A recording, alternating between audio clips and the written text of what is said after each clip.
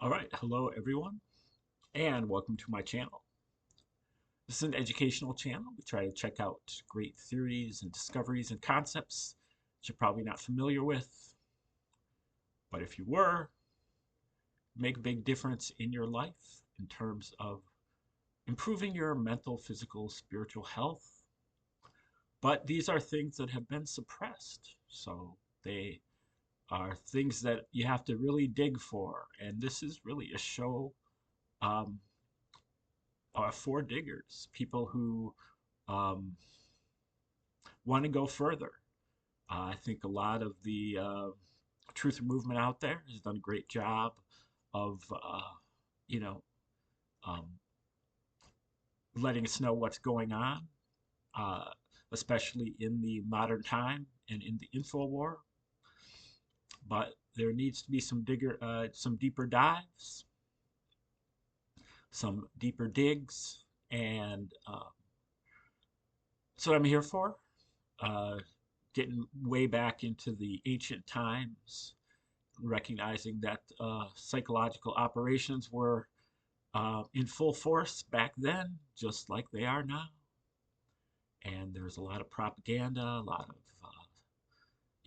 misdirection, and a lot of flat out conspiracies. Now, this is number 14 on a new feature that we have called the Q tip of the spear.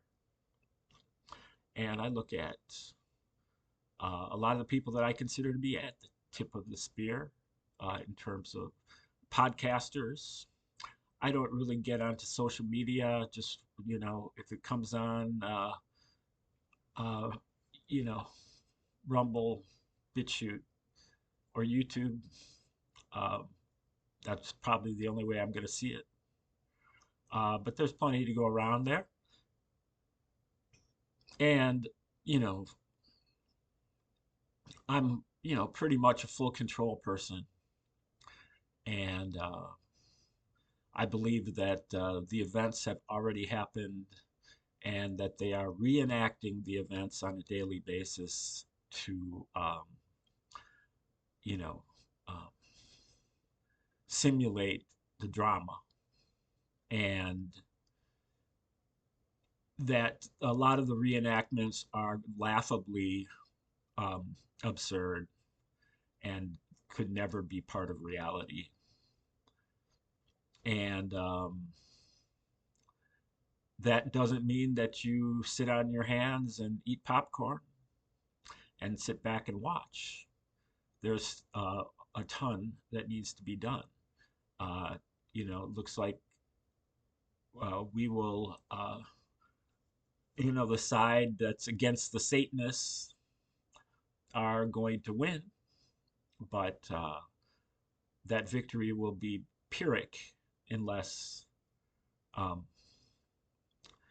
we continue to do our digging and continue to recognize that everything that we grew up with is rotten. And it's not just a few things, it goes all the way to the core of your being. And I think we're going to get there. There's going to, so what I'm saying is that there's, uh, if you think that you've transformed yourself or you've red pilled yourself, um, you've just gotten started. You know, we're not going to go into the golden age, so called, as is. There's going to need to be a lot more transforming. And, um, I'm seeing that as being a slow process. The people that are on the independent side of the tip of the spear, um, News Trees and Rambo and other people that come on their shows. I believe that most of them are quite open to, they profess Christianity when it comes down to it, but they have an open mind about And I believe they recognize the patterns, and they recognize that,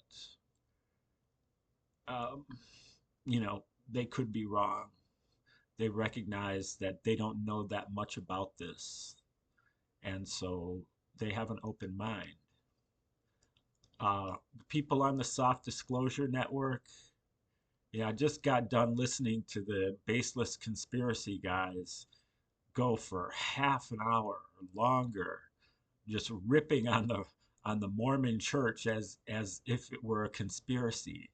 And it's like, well, yeah, I guess it probably is a conspiracy if you worry about that kind of thing. I'm sure that it's there's a conspiracy there, but I mean, for you not to be able to recognize how much projection is going on because you're kind of making fun of them for some of the ridiculous belief systems that they have. At one point, they made fun of the Mormons because at one point they it was illegal, according to them, it was illegal to drink caffeine of any kind.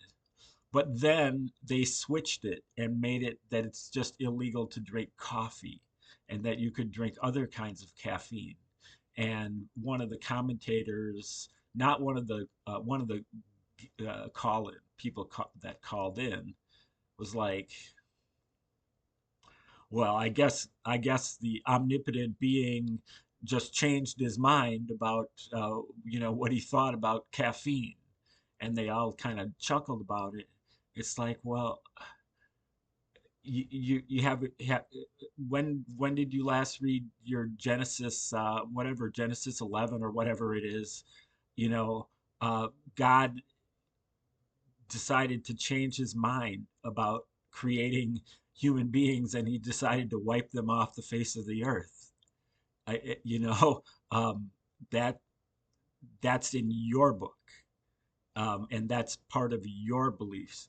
And they did that several times, where they ripped on something that was in the Mormon Church, where the version that's in the kind of Christian at large church, in the Bible, is just as absurd as the one that's in the Mormon Church. And somehow they, like all four of them that were participating in this conversation, just weren't able to see any of that. And so those are the kind of um, those are the kind of um, blind spots that we need to uncover and point out and call out. And the people um, that are guilty of that need to be ridiculed and at least confronted, because they ridicule everybody else, and so that's the language that they speak. They don't need to be, I mean, I'm not talking about anything like on a legal level or on a physical level. I'm just talking about, you know, insults and, uh, ribbing, mocking, and that kind of thing. Um, and you know that's what we need to wake up. Yeah, the way that you figure out that the New Testament of the Bible is a psychological operation that was written by the Romans in its entirety for the purposes of psychologically operating against the Jews is by getting yourself a copy of Josephus's War of the Jews, the history in 7 volumes from um, 66 to 73 AD. And Josephus, the author of that book, was a um, resident of Caesar's palace at Rome for the whole time that he wrote that.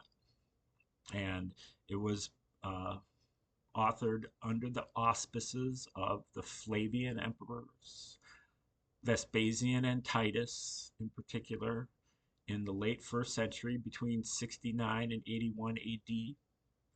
And they backdated the story of Jesus.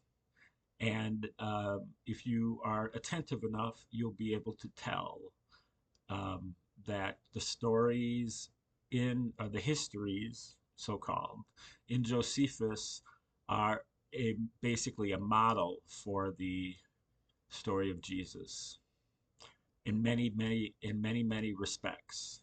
But in particular, the military campaign of Titus is serves as a model for the ministry of Jesus.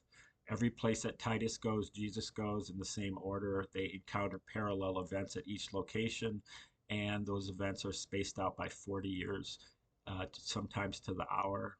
And there's over 40 separate events, as chronicled by Joseph Atwill in his book Caesar's Messiah, the Flavian signature edition.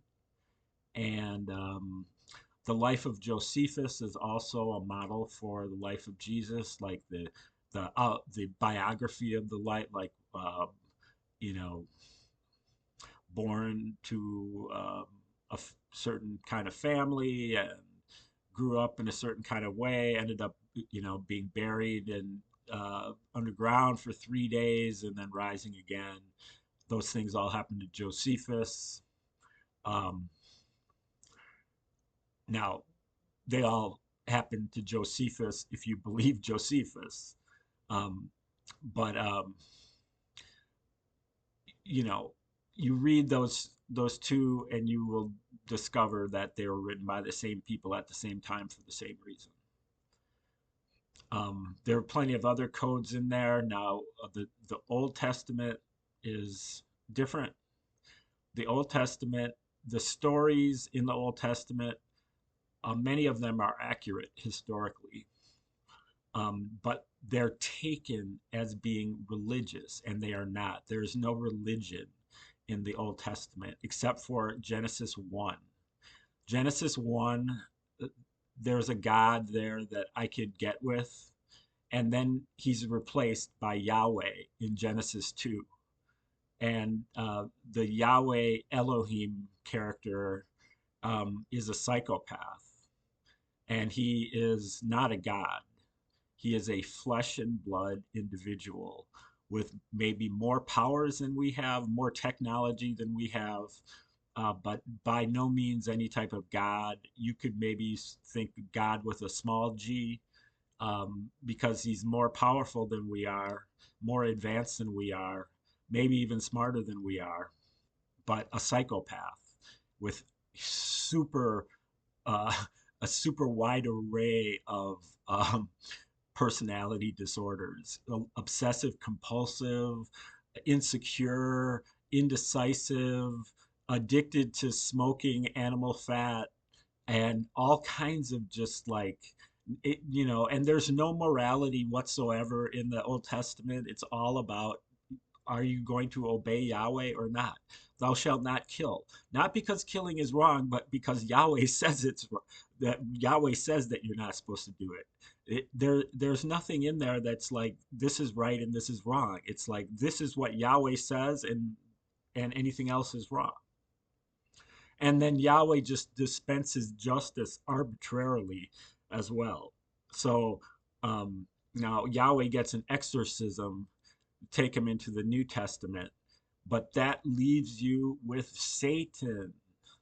So Satan enters the picture when you get into the New Testament, and obviously Satan is also a creation of the Romans. It's another part of the psychological operation. So these are all things that you can disagree with me, but why don't you just check it out for yourself?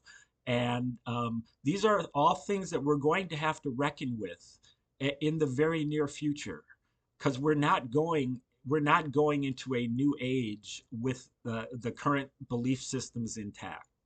So I'll just leave it there, and uh, thanks for tuning in, and like, share, subscribe. Come back tomorrow for a new episode of the Q-tip of the spear. Um, oh yeah, got to turn this off. Have a great day.